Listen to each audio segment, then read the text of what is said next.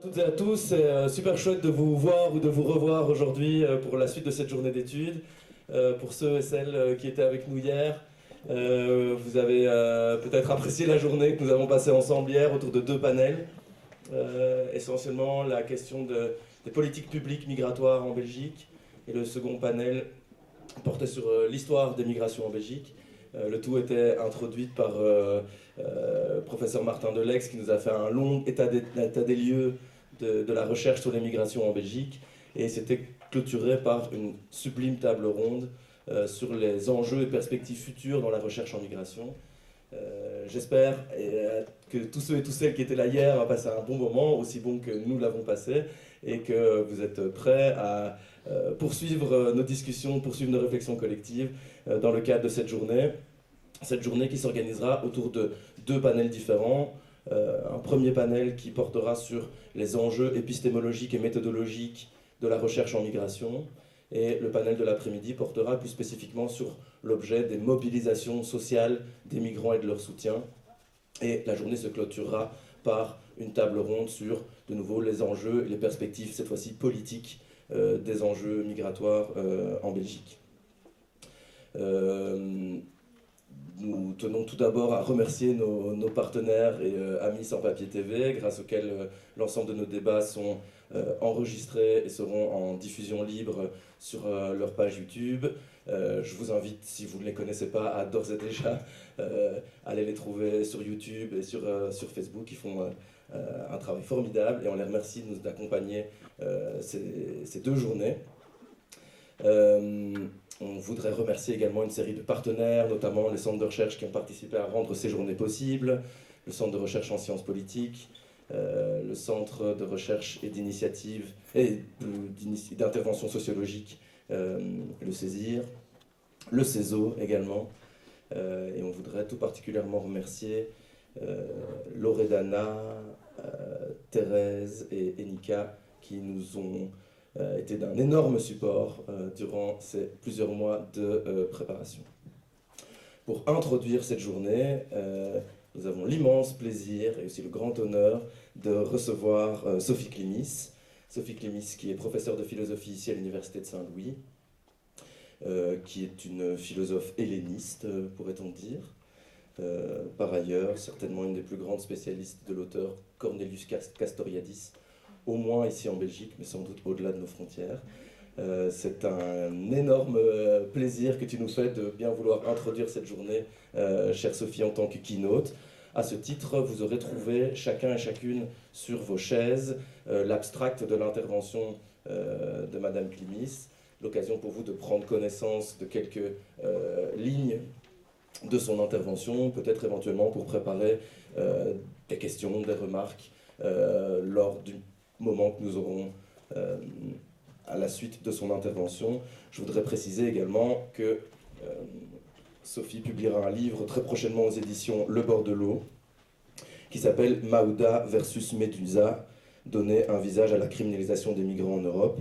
Et je pense que c'est sur base de ce travail que tu vas intervenir aujourd'hui. Alors je donne la parole à Sophie. Merci de ta présence et de ton intervention. Merci à toi Yuri. Je remercie d'abord vivement les organisatrices et l'organisateur au ton dithyrambique. Je vous remercie d'autant plus que cette intervention est la première que je suis en mesure de faire après 1 an et demi d'interruption pour raison de santé.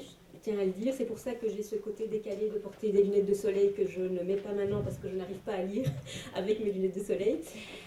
C'est pas le seul aspect décalé, les lunettes de soleil, comme vous l'avez entendu, donc je dois être la seule personne dans cette salle à ne pas être spécialiste du tout des questions migratoires. Donc pour me situer brièvement, je suis philosophe, effectivement, helléniste, spécialiste de la tragédie antique et dans le fond de la démocratie athénienne et des critiques déjà des philosophes à l'encontre de la démocratie athénienne. Et ce qui m'intéresse depuis toujours, et ce qui m'a fait m'intéresser effectivement à l'œuvre de Cornelius Castoriadis, c'est la manière dont l'Antiquité nous permet d'interroger de manière décalée, intempestive, inactuelle, le contemporain. Donc évidemment, il n'est pas du tout question pour moi de venir avec l'idée que cette je ne suis pas du tout dans le miracle grec qui est dépassé quand même au moins depuis les travaux de Vernon. Donc je n'ai pas du tout l'idée qu'il s'agirait d'avoir là un modèle qu'il faudrait graver dans le marbre, qu'il faudrait reproduire, mais il y a l'idée qu'il y a encore des choses vivantes, il y a des germes de pensée, des germes d'action qui... voilà. Et notamment, celui que je voudrais travailler avec vous, il y en a deux en fait, il y a la question de la possibilité d'institution de démocratie directe, puisque c'est vrai que tous les mouvements sociaux en général sont très critiques vis-à-vis de la notion même d'institution, d'inscription dans la durée. Pourquoi? Parce que nous associons institution à représentation, on n'arrive pas à les dissocier, et donc à délégation du pouvoir à des représentants, et donc possibilité de relations de pouvoir et de captation du pouvoir, etc., etc. Au moins, la démocratie athénienne, pendant, on va dire, un gros siècle, nous a montré qu'il était possible d'inscrire une pratique démocratique directe dans la pérennité d'institutions. Et donc c'est par rapport notamment à cette question-là, et à une institution à laquelle on ne pense pas forcément, qui est celle des chœurs de tragédie, de comédie, de dithyrambe, qui était une institution alors très bizarre, à la fois rituelle et politique. C'est de ça que je voudrais m'inspirer pour parler aujourd'hui avec vous. Alors pourquoi est-ce que je suis là quand même? C'est parce qu'il y a tout de même deux faits qui ont pour moi fait événement, qui m'ont un peu sorti de mon train-train quotidien de philosophe théoricienne, théorique helléniste. Le premier de ces événements a eu lieu en 2009 et c'est l'occupation des personnes sans papier pendant 9 mois qui a eu lieu dans cette université.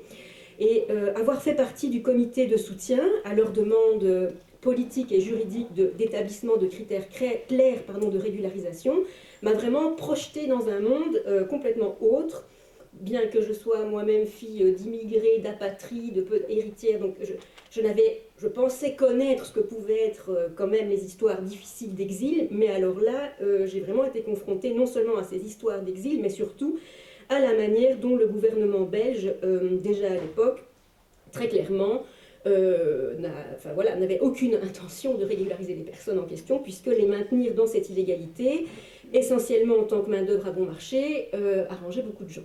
Donc voilà, il y a eu ce premier événement-là, et puis en 2018, il y a eu le meurtre de la petite Maouda Chaouri, qui a été évoqué par Adriana hier. Et la manière, si vous voulez, dont la police, la magistrature, la presse, les politiciens se sont positionnés dans cette affaire, m'a vraiment fait prendre conscience qu'une sorte de ligne rouge invisible avait été franchie en matière de criminalisation des personnes migrantes. Et aussi, c'est surtout ça qui m'a interpellée, si vous voulez, de son acceptation tacite par, je ne vais pas dire la majorité parce que ce serait exagéré, mais en tout cas par un nombre conséquent de nos concitoyens et de nos concitoyennes. À savoir que l'explication, entre guillemets, de Theo Franken, qui avait consisté, si vous vous rappelez bien, à dire que c'était finalement pas la faute du policier, ce qui s'était passé, c'était la faute des parents qui avaient entraîné leur petite fille dans cette histoire, et que finalement tout a été fait pour réduire le meurtre de Maouda à un fait divers. Et un peu une opinion publique et un sens commun qui considèrent que oui, c'est un fait divers tragique, mais voilà, effectivement, les parents n'avaient qu'à pas n'avaient qu'à pas être des transmigrants, en gros, pour résumer. Là, je me suis dit, là vraiment, il y a quelque chose de grave qui est en train de se passer. Le sens commun, j'appelle ça, le sens commun démocratique, là, est en faillite grave. Donc voilà, il faut faire quelque chose. Et donc, j'ai essayé, j'ai mené une recherche de 4 ans sur l'affaire Maouda que j'ai essayé de transformer en cas. Je vais vous en dire plus. Et donc j'ai essayé de croiser, on pourrait dire, 3 héritages méthodologiques. Donc juste pour vous dire aussi, je n'ai pas eu une commande aussi claire que celle de Martin hier, mais donc je vais quand même essayer d'introduire aux 2 aspects, aux 2 grands panels de cette journée, donc l'aspect question méthodologique et l'aspect mouvement citoyen, mouvements sociaux, mais à partir évidemment de la recherche que j'ai menée et en dégageant des questions transversales qui peuvent faire écho à tout le monde, puisque dès que j'ai pu avoir les abstracts au mois de juillet, j'ai vraiment pris connaissance pour essayer de voir qu'est-ce que, par rapport à ce que j'avais travaillé, qu'est-ce qui pourrait faire sens commun, créer du lien entre toutes nos interventions. Et donc les 3 héritages méthodologiques que j'ai essayé de croiser, d'hybrider, c'est celui de la philologie, voilà, le côté minutieux de décryptage des textes grecs et de croisement, peut-être potentiellement des différents parchemins, etc., J'ai essayé de le réélaborer dans une philologie politique, ce qui a supposé de me livrer à une analyse pointue des discours. On en a parlé hier, l'importance de la déconstruction des discours, de la presse, des magistrats, du rapport de police du comité P, tout ça dans le sillage de la recherche pionnière du journaliste Michel Bouffiou, qu'il faut vraiment saluer, parce que c'est son travail qui a donné le coup d'envoi. Alors moi, j'ai continué ce travail, je l'ai prolongé, je l'ai appliqué à la recherche de Michel Bouffiou lui-même, ça on pourra en discuter, parce que je pense que la déconstruction critique des discours amis est aussi importante. Alors certainement pas pour aller dans l'écueil de qui est le plus juste ou qui est le plus pur des purs, parce que ça ce sont des débats malheureusement qui existent souvent et c'est vraiment problématique, mais vraiment dans l'idée de, voilà, c'est une formule que je reprends, hein, c'est Lou Clemens qui fait une thèse avec moi, qui m'avait trouvé une formule magnifique, je trouve, qui était de dire, si on est tous unis dans l'action, il est important qu'on puisse maintenir le débat et le fait de ne pas être d'accord dans la discussion.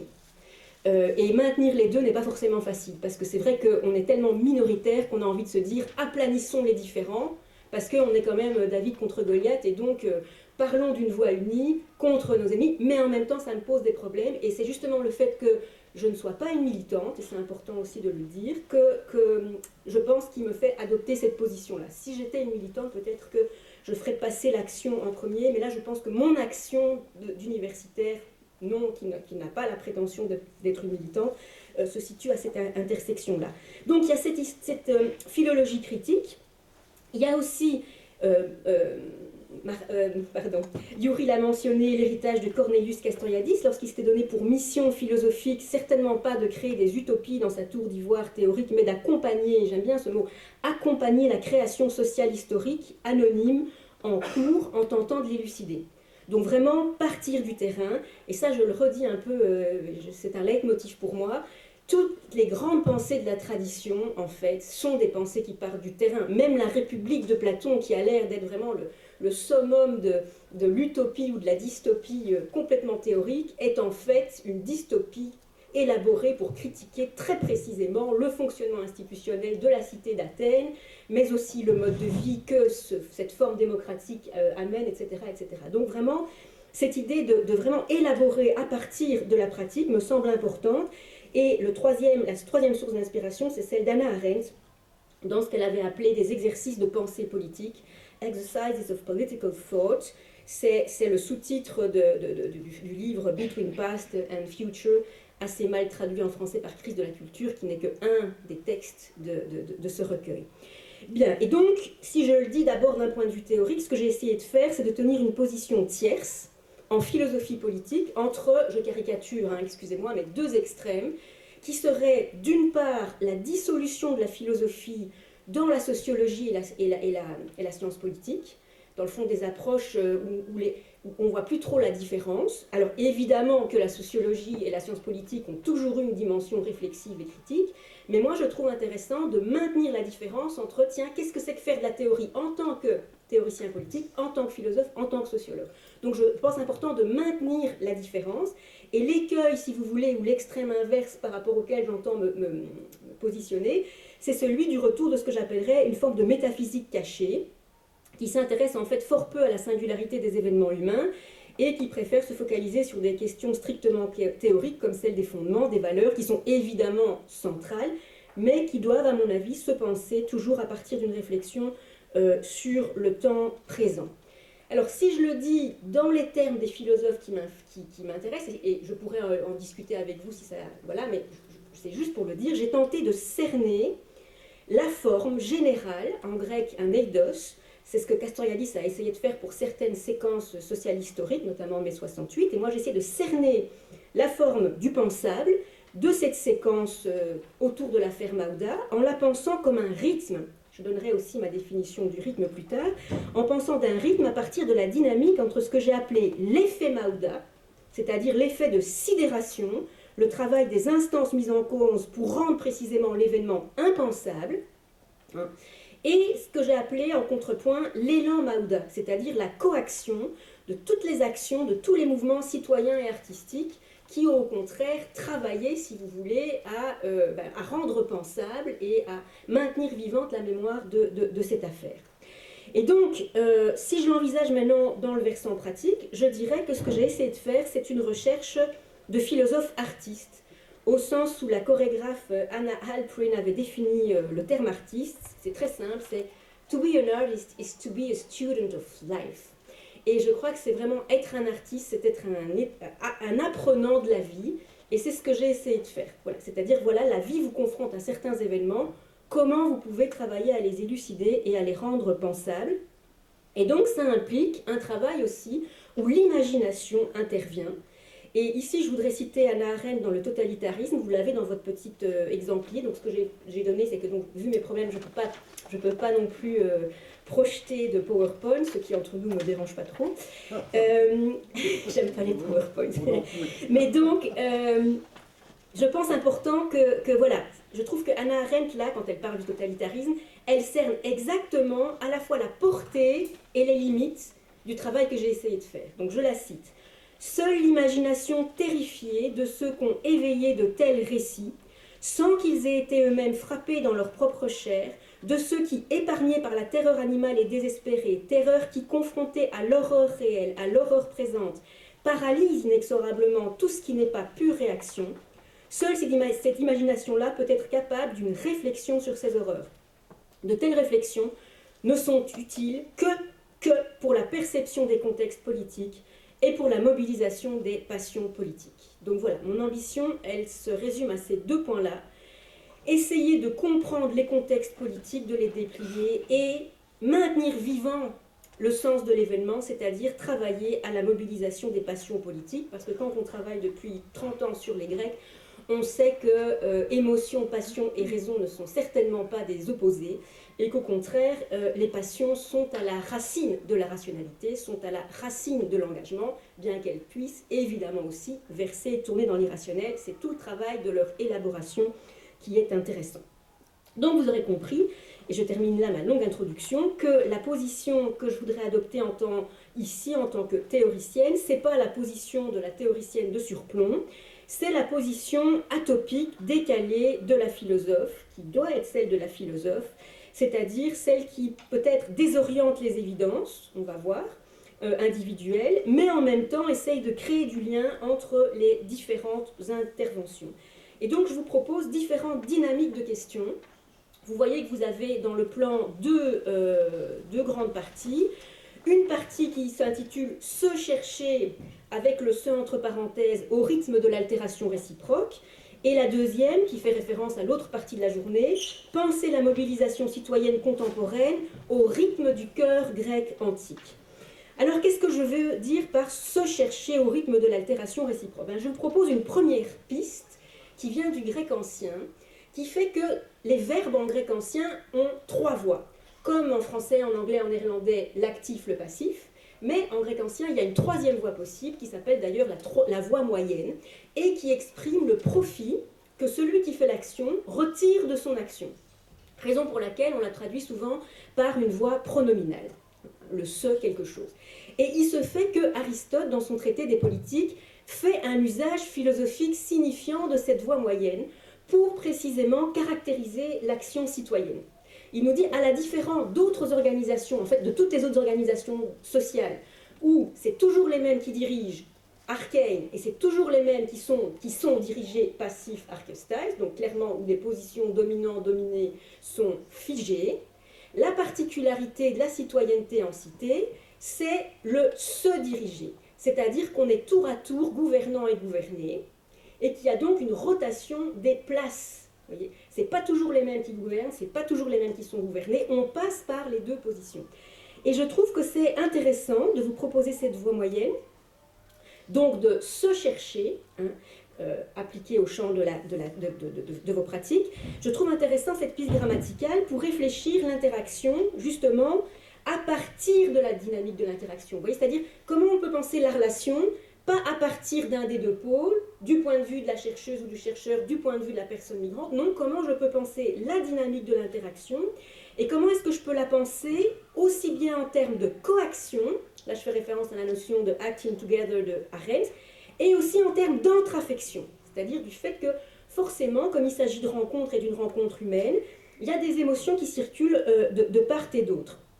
Et vous aurez remarqué que... non, pardon. Et donc en faisant ça, en réfléchissant à partir de la dynamique elle-même, en termes de coaction et d'intrafection, qu'il s'agit d'élucider de manière critique à chaque fois, c'est-à-dire qu'il ne s'agit pas de dire « je neutralise mes émotions, mon empathie, mon ceci, mon cela », non. Pourquoi ça survient à ce moment-ci? Comment est-ce que je peux... voilà. Qu'est-ce que je peux en faire? Est-ce que je le partage ou pas à l'autre?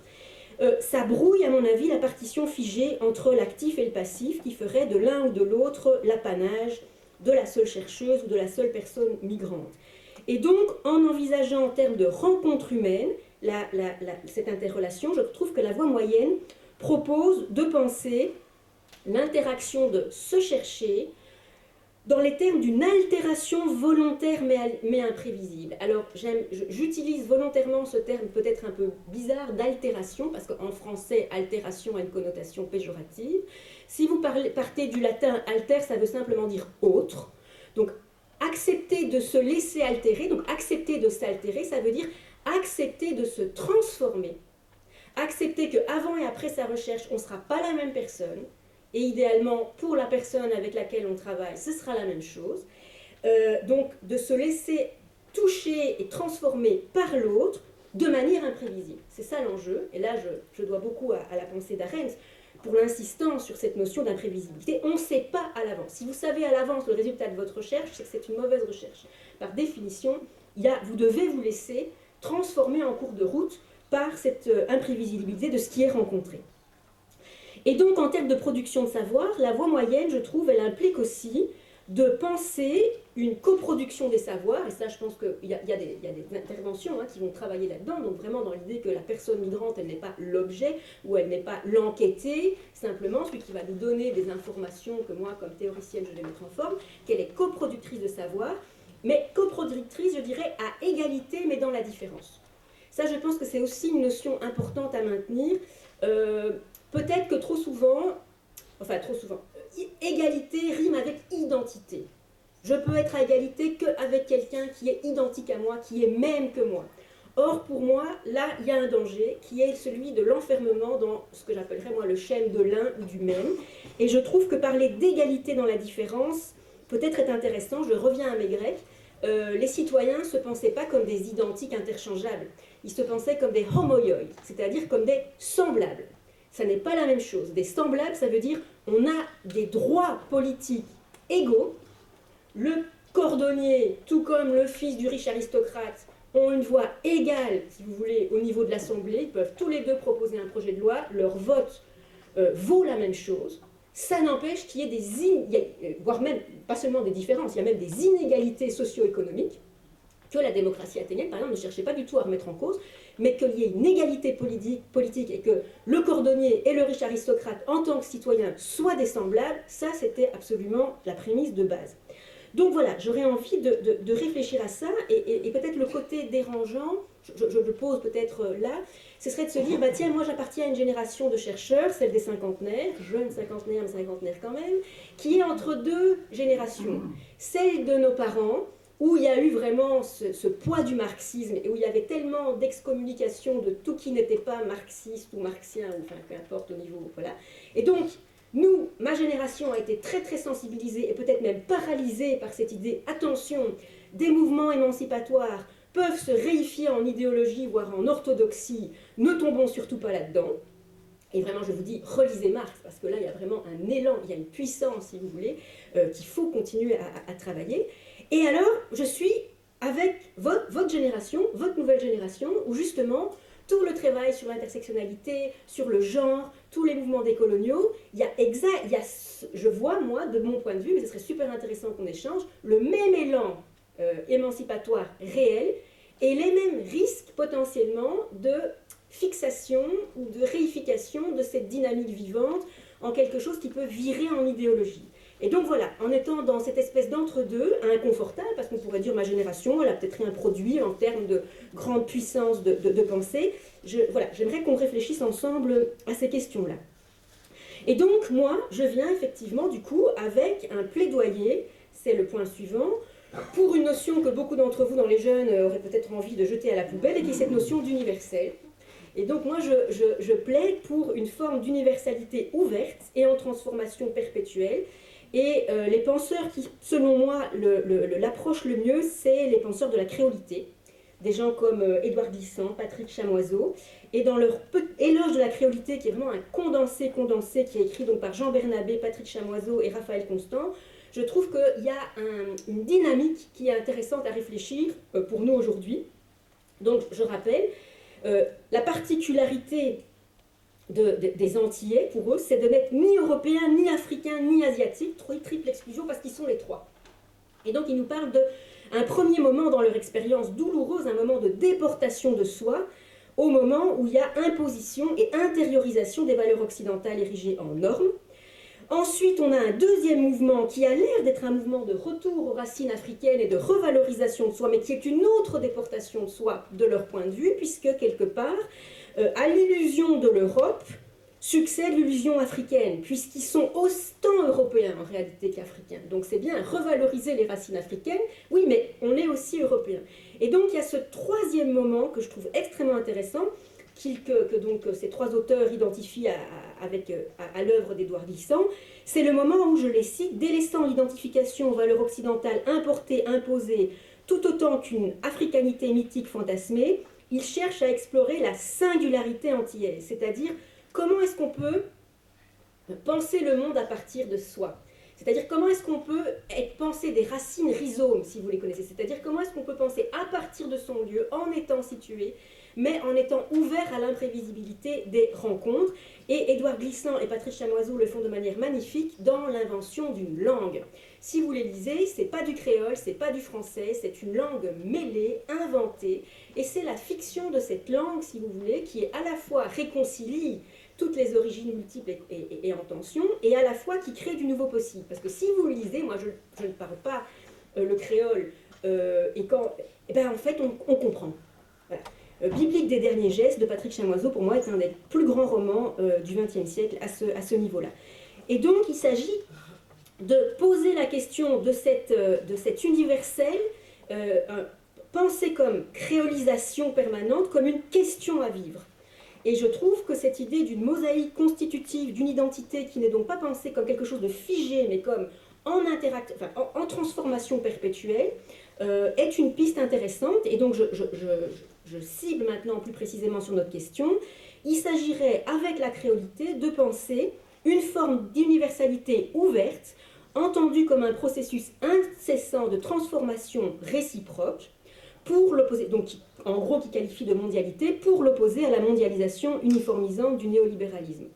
Et dès lors, l'interculturalité, la conscience que la diversité est un enrichissement, le plurilinguisme pratiqué au quotidien, sont autant de caractéristiques agissantes, de cette créolisation agissante dans le monde. Et donc je trouve important, par exemple, que dans effectivement nos échanges, on puisse chacun parler sa langue, qu'on puisse pas switcher d'une langue à une autre. Voilà, déjà à un petit niveau, ça pourrait être une chose importante.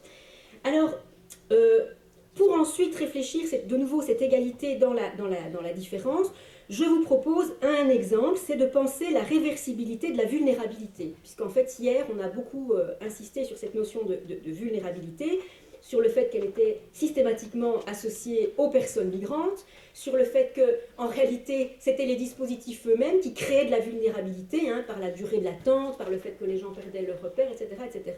Mais je pose la question, qu'est-ce qui se passe si maintenant on pense la vulnérabilité du point de vue du chercheur ou du point de vue des citoyens? Moi je dirais premier rapport épistémologique, méthodologique, pour le chercheur, affronter sa propre vulnérabilité, c'est redécouvrir sa propre capacité à être émotionnellement affecté et à l'explorer, en fait d'en faire un vecteur de compréhension et d'analyse au lieu d'essayer de le neutraliser. Parce que, là je fais référence à ce que Martin Delex a déjà dit hier, la neutralité axiologique qu'on a attribuée à Max Weber n'est certainement pas l'illusion d'un point de vue neutre et hors sol. Alors il a donné sa compréhension, je vous donne la mienne aujourd'hui, ça pourrait être intéressant de les comparer. Moi je comprends que Max Weber veut dire par là que ce qui est attendu de nous comme chercheurs et comme enseignants, c'est un processus complexe en fait, qui suppose d'abord un travail d'autocritique permanent sur son propre positionnement, la reconnaissance la plus claire et aiguë, privée et publiquement déclarée, de ce qu'on est toujours forcément situé, et la reconnaissance de ce que notre désir de comprendre et de rendre raison est toujours forcément teinté d'affect. lesquels donc sont au fondement de notre quête. Et à mon sens, c'est ce travail-là d'autocritique qui nous permet alors de faire droit à ce que je pense Martin Deleix avait plutôt en vue et que moi j'associe à l'une des 3 maximes du sens commun chez Kant, excusez-moi de venir avec des... mais je pense que c'est important, qui est celle qui consiste à pouvoir penser en se mettant à la place de tout autre. Pouvoir se penser, c'est seulement si je sais le plus précisément possible à partir de quelle place je pense, que je peux faire ce travail de décentrement, de pouvoir penser, d'avoir la capacité, si vous voulez, de me laisser décentrer de mes propres évidences. Et maintenant, si je pense le versant politique de cette redécouverte de la vulnérabilité, eh bien, on peut le penser de 2 manières. Je vous propose 2 manières. Eh bien, je propose de revenir quand même, et c'est une des citations, à ce constat d'Hannah Arendt dans ce texte archi-célèbre sur le problème des apatrides et la crise de l'État-nation. J'insiste sur le fait que la citation, c'est ma traduction, parce que j'étais pas contente, on pourrait discuter, hein, mais je n'étais pas contente de la traduction proposée, qui dit ceci: « L'État-nation ne peut plus exister une fois que son principe d'égalité devant la loi s'est effondré. » C'est-à-dire, sans cette égalité juridique qui était originellement destinée à remplacer les lois plus anciennes et les principes de la société féodale, la nation se dissout en une masse anarchique d'individus sûrs et sous-privilégiés. Des lois qui ne sont pas égales pour tous reviennent à des droits et à des privilèges, ce qui est en contradiction avec la nature même des États-nations. La preuve de leur incapacité à traiter les apatrides en personnes légales est d'autant plus claire qu'est plus puissante l'extension d'un gouvernement arbitraire exercé par les décrets de police. Plus il est alors difficile aux États de résister à la tentation de priver tous les citoyens de statut juridique et de gouverner au moyen d'une police omnipotente. Et donc, j'insiste là-dessus, la criminalisation des migrants dans le cadre des plans Médusa, parce que c'est bien l'enjeu, la petite Maouda n'est pas morte dans le cadre d'une opération qui était là par hasard. C'est bien parce que le gouvernement, donc le gouvernement Michel, qui n'était pas censé être un gouvernement 100% LVA, mais donc avec évidemment l'aval d'un gouvernement libéral qui a accepté tout à fait les dictates de cette NVA, ces plans très clairement de contrôle des frontières où il s'agit d'intercepter les transmigrants, les criminalisent de facto. Et pour moi, il y a un fait, ça fait système, c'est-à-dire c'est important de montrer que c'est des choses différentes, mais les contrôles aux faciès des jeunes Belges d'origine étrangère, qui sont en soi percés des violences qui leur est faites, les contrôles et les interdits des déplacements et la répression des contestataires aux mesures du gouvernement pendant la crise du Covid 2020, je vous rappelle, les contrôles policiers à la maison. Je vous rappelle quand même la charge à cheval de la police montée sur des jeunes qui festoyaient au bois de la Cambre pendant le confinement. Les répressions violentes policières à l'égard des gilets jaunes, voilà, en France c'était encore pire qu'ici, mais voilà, ici ça n'a pas été mal non plus. Mais de plus en plus en Belgique comme partout ailleurs en Europe, de toute la répression violente de toute manifestation et de tout mouvement contestataire sont, je pense, des choses qu'il faut penser ensemble. Et donc, si je suis tout à fait d'accord avec... il y a un article vraiment important pour moi qui est coécrit par Yuri Lou et Pauline Bruckner, et ils critiquaient la notion de désexil telle qu'elle avait été élaborée par Marie-Claire Kalos-Tchop, et ils critiquaient son écueil universalisant, nous sommes tous des exilés, dans le sens de amalgamer dans une seule et même catégorie tous les laissés pour compte du monde néolibéral, au risque de diluer la singularité de la condition des exilés, et parmi eux surtout des migrants illégaux, dont faisait partie la famille de Maouda. Je pense qu'ils ont tout à fait raison. Nous ne sommes pas tous des exilés au même titre, et il faut rester hyper vigilant à maintenir la singularité de la position des exilés, mais je crois qu'il faut penser ensemble, comme faisant système, le durcissement de la politique migratoire et la criminalisation des nationaux critiques et récalcitrants, si je peux dire. Il s'agit de facettes distinctes et liées d'un même phénomène. Et le virage à droite, voire à l'extrême droite de l'Europe, dicté par les impératifs économiques du néolibéralisme, tout ça est bien entendu lié. Et juste pour faire une petite note en passant avec quelque chose qui a l'air de n'avoir aucun lien, mais qui pour moi en a, dans cette logique de contrôle permanent, j'ai quand même été très surprise en revenant, et encore plus à partir du moment où nous avons fusionné avec l'UCL, que tous les messages que je pouvais recevoir qui émanaient des syndicats, ou tous les messages qui pouvaient avoir l'air un peu touchy, parce qu'ils étaient un peu critiques, il y avait toujours une petite note en italique qui disait qu'en gros, je ne sais plus, je vais dire pour la formule, mais en gros, ça a reçu l'imprimatur du vice du conseil, en gros, de l'autorité. Et ça, je trouve grave. Je ne comprends pas qu'il n'y ait pas des discussions à ce sujet, de se dire quoi, on ne peut pas avoir une communication entre universitaires Oui, peut-être, qui n'a pas reçu l'aval des autorités, qui est donc peut-être potentiellement très contestataire. Qu'est-ce que ça veut dire si dans une université, la pensée libre ne peut pas voilà, fonctionner, entre guillemets? Il y a quand même un souci. Alors, le point suivant sur lequel je voudrais qu'on réfléchisse ensemble, c'est questionner l'acte de nomination. J'appelle ça sous le signe du perspectivisme. Alors, de nouveau, on en a parlé hier aussi, c'est sûr que les autorités politiques notamment ont vraiment travaillé tout un temps à la trieuse entre les réfugiés comme bons migrants, enfin les bons politiques qu'on doit accueillir, mais comme on a vu depuis la crise de l'accueil des réfugiés syriens, ça ne marche plus comme ça, et puis les migrants économiques qui étaient les mauvais, etc. Donc, évidemment que la manière dont on nomme, parmi les pouvoirs publics autant que parmi les chercheurs, crée certaines représentations qui vont jusqu'à, de certaine manière, co-constituer l'identité qu'on leur accorde et donc la manière dont on va agir à leur égard. Et pourtant, si d'un côté, ce clivage migrant-réfugié, si vous voulez, forcément, je le critique aussi, le fait que le statut de réfugié qui semblait automatique n'ait pas été automatique, voilà, donc la crise de l'accueil des Syriens et des Syriennes fait que, selon moi, on peut... comme par exemple, je perds un peu mon fil, des discours qui ont dit oui, mais réfugiés aujourd'hui, c'est critiquable aussi comme appellation parce que ça victimise d'emblée, ça peut aussi déposséder la personne de ses capacités d'action par elle-même, ce qui est, vous voyez, tous ces arguments sont tout à fait justifiés, mais moi je plaide, de nouveau je reviens au linguistique, réfugié, le participe passé suppose l'accueil acquis a priori, au contraire du participe présent. Migrant, quand vous êtes le participe présent, ça inscrit la personne en question dans une errance perpétuelle qui n'a pas de fin. Le terme migrant légitime donc dans le langage et a priori le non-accueil, en faisant comme s'il leur était impossible à ces migrants de jamais s'arrêter de migrer ou de jamais s'arrêter de se fixer quelque part. Et donc, par exemple, une proposition qu'on pourrait faire, c'est celle de se dire, il serait peut-être aussi, à côté de toutes les critiques, il serait peut-être aussi légitime de revendiquer le qualificatif de réfugié pour toutes et tous, avec ou sans papier, en correspondant ou non aux critères de la Convention de Genève, parce qu'il s'agirait de revendiquer que le pays où le hasard les fait arriver devrait nécessairement être d'emblée pour eux un refuge, ce qui serait une nouvelle manière d'entendre les accords de Dublin, à défaut de pouvoir les révoquer. Et là, je ne peux pas m'empêcher de rappeler que dans les poèmes d'Homère, donc quand même on est très très loin là, une des premières lois, c'est les lois de la Thémis, c'est-à-dire la justice divine qui est au-dessus des lois. Eh bien, il n'y a pas beaucoup de principes de la Thémis, mais là c'est l'hospitalité. C'est-à-dire qu'on accueille avant même de demander le nom. On accueille, on donne à manger, on donne un lit, on donne un bain, et après, d'ailleurs, on se pose la question, est-ce qu'il faut encore faire ça pendant un jour ou deux, ou bien est-ce que maintenant, je peux demander à la personne comment elle s'appelle? Eh bien, je trouve que c'est quand même assez beau, parce qu'il y a l'idée que derrière toute personne, derrière même le mendiant le plus misérable, peut se cacher un Dieu. Alors on pourra me dire, oui, mais alors du coup, c'est parce qu'ils ont peur de la... Mais non, il y a cette idée que, peu importe l'apparence et la manière dont les personnes se présentent face à vous, il y a quelque chose de divin en cette personne.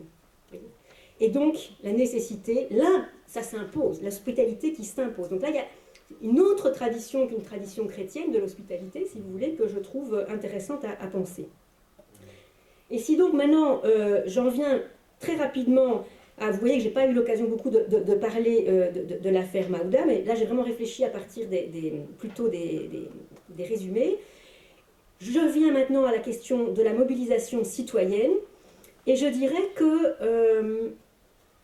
peut-être, voilà, de façon générale, les mouvements citoyens, les mouvements sociaux qui accueillent les personnes migrantes, comme tous les mouvements sociaux, même si ça n'a aucun rapport avec ce cas de figure-là, sont toujours pris, c'est pas nouveau ce que je vais dire, entre l'écueil de la spontanéité et l'écueil de l'institutionnalisation. D'accord ? L'écueil de l'épuisement, de l'incapacité à durer après le moment spontané de grande mobilisation, de grand enthousiasme, et à l'inverse, la crainte de la récupération étatique, et on l'a vu, l'État se décharge de ses responsabilités politiques sur des associations citoyennes, où il cherche à les transformer, à les récupérer institutionnellement, etc. Donc, moi, comme je vous l'ai dit, là je trouve intéressant de vous introduire quelques éléments du fonctionnement athénien pour nous dire, tiens, qu'est-ce qu'on pourrait réfléchir pour aujourd'hui? Donc, c'est l'idée que c'est quoi ces institutions de démocratie directe? Eh bien, c'est qu'il y a une assemblée à laquelle tout citoyen, depuis sa majorité jusqu'à sa mort, est censé participer. Et que ces assemblées, il faut quand même le savoir, avaient lieu chaque semaine, avec un ordre du, si vous voulez, un ordre du jour, si je puis dire, préétabli. Donc c'est comme si on se disait, ben voilà, le premier du mois, la première semaine, on va parler des questions écologiques, des questions d'emploi. La deuxième semaine, ce sera les questions, je sais pas moi, des rapports entre les générations, de politique étrangère. Et à chaque fois, évidemment, c'est selon des propositions singulières qui sont faites qu'on va traiter. Mais donc quand même une assemblée par semaine, 4 par mois, à côté, si vous voulez, des charges qui échoient aux citoyens par tirage au sort la plupart du temps, certaines par élection, mais c'est très rare. Et donc ça veut dire quoi? Ça veut dire que le tirage au sort n'est certainement pas la manne, je ne comprends pas, moi, cette espèce de survalorisation du tirage au sort comme nous donnant accès à la démocratie directe miraculeusement. Le tirage au sort n'est qu'un outil qui n'a son sens que compte tenu justement de cette éducation sur le temps long à la pratique politique. Parce que vous imaginez que même si on ne participait pas toutes les semaines à l'Assemblée, sur toute une vie, il y a une expertise politique qui s'acquiert évidemment dans la participation sur le long terme. Plus j'ai été juge pendant 1 an, puis je suis membre du conseil, etc.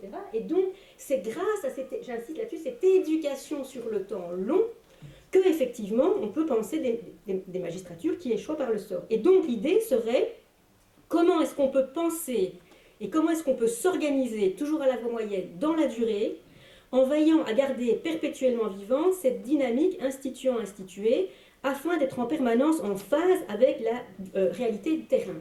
Et c'est par rapport à ça que je termine mon exposé avec, justement, je pense, la singularité de la mobilisation citoyenne dans le cas de l'affaire Maouda.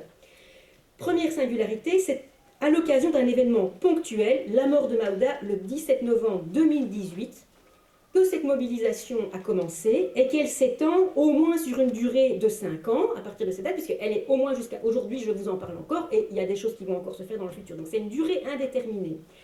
Cette mobilisation, elle se caractérise, je trouve aussi, par une diversité d'actions sur une multiplicité de registres, journalistiques, artistiques, activistes, juridiques, et c'est ça qui est intéressant, le plus souvent, sans rapport direct les unes avec les autres. C'est pas une action concertée, mais il y a une unité focale. C'est que toutes ces actions visent à préserver la mémoire de ce qui fut, du point de vue des personnes mobilisées, je le redis, pas un fait divers, mais une affaire à valeur paradigmatique, un cas extrême qui dévoile la politique générale de criminalisation des migrants en Belgique, mais aussi en Europe.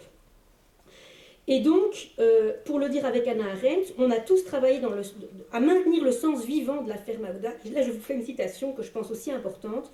Je crois que je ne l'ai pas remise dans le petit exemplier. Le sens d'une action n'est révélé que lorsque l'agir lui-même a pris fin et est devenu histoire racontable. Dans la mesure où quelque maîtrise du passé est possible, elle consiste dans la relation de ce qui est arrivé. Mais une telle relation qui fait l'histoire ne résout aucun problème, ne soulage aucune souffrance. Ça, c'est la limite. Elle ne maîtrise rien de façon définitive, mais plutôt, tant que le sens de ce qui advient demeure vivant, il incite à une narration toujours renouvelée. Et c'est ça l'enjeu. L'exposé de Diletta et de Marie insistait beaucoup sur cette notion de narratif.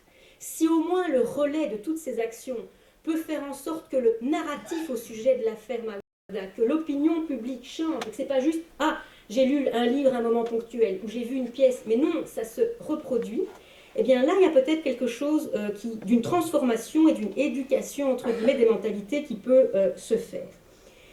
Et donc, la singularité du mouvement Maouda, donc unie dans son irréductible diversité, je trouve que, encore une fois, Hannah Arendt donne des pistes intéressantes pour penser à partir toujours du langage. Dans The Human Condition, elle distingue 2 sens du verbe agir en grec et en latin. Il y a d'un côté arkein gerere et de l'autre côté praetein agere.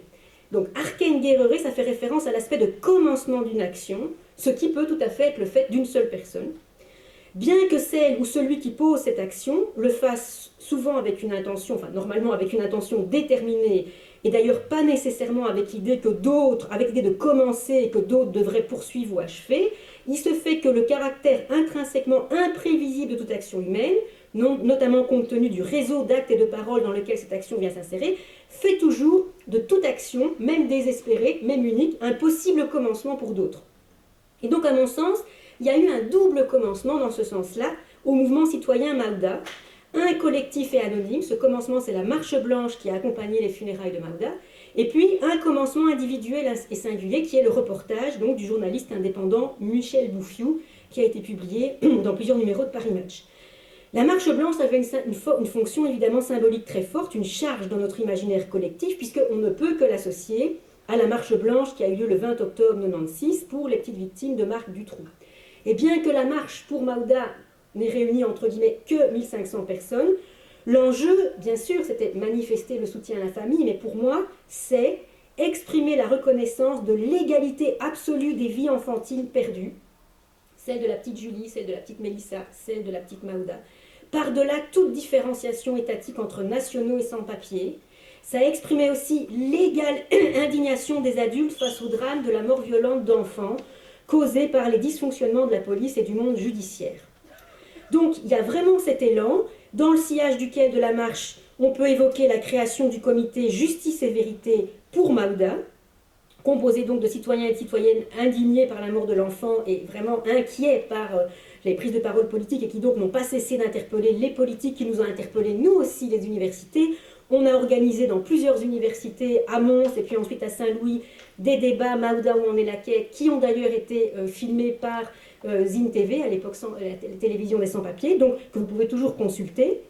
Et le reportage de Michel Bouffiou, qui se présente donc comme une contre-enquête journalistique. Hein, c'est vraiment lui qui a mis l'accent, qui a montré combien la mort de Maouda était liée au plan d'action Médusa. C'est lui aussi qui a, qui a décortiqué, si vous voulez, le rapport de police du police du comité P. Oui, alors, 2 minutes. Oui, tout à fait. Et donc là, je vais juste... Bon, je vais faire une liste, je suis désolée, pour ceux qui veulent, on peut en discuter, mais donc dans la multiplicité des actions, j'épingle quand même la lettre collective des 11 recteurs des universités belges et francophones, adressée non pas à Bart de Wever, mais au Premier ministre, à laquelle Bart de Wever, si vous vous rappelez bien, avait lui répondu par un coup de tweet en disant « Si les recteurs veulent faire joujou avec les affaires de politique, c'est bien triste, mais qui s'attendent à un retour de boomerang. » Et ce qui est très intéressant, c'est que les recteurs se sont tus. Et que j'ai en tête un souvenir où le recteur de l'ULB, donc le recteur de l'Université du Libre Examen, prenait invité à un débat sur jusqu'où les universitaires peuvent s'impliquer dans le débat public, prenait bien soin de dire non, mais c'est pas sur le fond, en gros c'est comme gardiens moraux ou éthiques. Donc quelque part la menace a marché, quoi. Et donc ça je trouve ça assez, voilà, c'est des choses à questionner. C'est aussi à questionner comment ça a pu être instrumentalisé par nos recteurs, parce que comme par hasard ça intervenait au moment de l'annonce de la fusion des de Saint-Louis et de l'UCL, qui ne ravissait pas tout le monde d'ailleurs à l'UCL, ni à Saint-Louis, et encore moins à l'ULB. Enfin, il y avait beaucoup de contestations à l'université de Liège. Donc si vous voulez, c'était l'occasion quand même aussi d'un beau geste, mais qui a quand même potentiellement, qui aurait pu coûter cher. Voilà, donc il y a plein de choses qu'on peut réfléchir. Et je termine sur, j'aimerais vraiment, c'était presque le point le plus important, je suis désolée, mais c'est les actions artistiques, et notamment la pièce de théâtre, Maouda, ça veut dire tendresse. Parce que là, ce qui s'est passé, c'est qu'il y a donc un chœur, donc, qui parle en français et qui parle en néerlandais, les deux langues, et puis les personnages sortent du chœur, donc c'est individualisé pour devenir tel ou tel actant de l'affaire, puis reviennent dans le chœur. Et donc là, ce qui m'a intéressé, c'est de dire, mais tiens, sur scène, il y a peut-être la représentation d'une utopie réalisée, c'est-à-dire paradoxalement d'un peuple belge uni, alors que les fractures par les langues sont tellement présentes, par le soutien aux personnes migrantes. Et quand j'ai vu cette pièce, j'ai pas pu m'empêcher de penser, je terminerai là-dessus, sur ce que Jacques Rancière dit d'une expérience extrême de désidentification, et donc par rapport à toutes les questions qu'on peut avoir sur empathie ou pas empathie du chercheur, identification ou pas identification, je vous propose cette notion de désidentification, donc que Rancière pense à partir d'un cas concret. Je cite « Nous sommes les damnés de la terre » et le type de phrase qu'aucun damné de la terre ne prononcera jamais. Plus près de nous, la politique, pour ma génération, a reposé sur une identification impossible, une identification au corps des Algériens battus à mort et jetés dans la Seine par la police française au nom du peuple français en octobre 1961. Donc oui, non, moi je ne pourrais jamais dire je m'identifie et je suis la personne migrante qui est... Voilà. Mais en même temps, Nous ne pouvions pas nous identifier à ces Algériens, mais nous pouvions mettre en question notre identification avec le peuple français au nom duquel ils avaient été mis à mort. Nous pouvions donc agir comme sujet politique dans l'intervalle ou la faille entre deux identités dont nous ne pouvions assumer aucune. Et donc c'est cette place du entre que j'ai essayé, vous avez compris, de travailler depuis le début, que voilà, j'aimerais vous inviter à ce qu'on puisse continuer à réfléchir ensemble. Et je m'arrête là.